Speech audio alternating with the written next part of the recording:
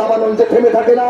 সেই 2008 সাল নয় 2009 সাল গড়িয়ে দেওয়ার পরে আপনারা জানেন 2011 সালে মুখ কম্পেরেক্টটা দিয়েছিল বামপন সরকার 2011 সালে 7ই জানুয়ারি। মনে আছে এই নেতাই গ্রামে 9 জন নিরীহ গ্রামবাসী কিন্তু মরেছিল পুলিশের গুলিতে। তখন কিন্তু বুঝতে পারেন তৎকালীন মুখ্যমন্ত্রী বামপন সরকারের বুদ্ধদেব ভট্টাচার্য মহোদয়। আমার ভালো করে মনে আছে, আপনাদের সকলের মনে আছে, মুখ্যমন্ত্রী পরের দিন মেদিনীপুরে এসেছিলেন। মেদিনীপুরে কিন্তু একটা বিরাট বড় মিছিল সংগঠিত করেছিলেন। সেখানে বড় বড় করে প্ল্যাকার্ড, ব্যানার, ফেস্টুন, হোর্ডিং দেওয়া হয়েছিল। সেখানে লেখা ছিল এখন সকাল রাতের চেয়ে অন্ধকার। আপনি দিয়েছিলেন, আপনি হেঁটেছিলেন আপনার অনেকজন সৈনিক কিনে মেদিনীপুরে, কিন্তু প্রতিটা বাড়ির জানলার কাজ খুলে আপনাকে হাত দিয়ে অভিবাদন জানিয়েছিল।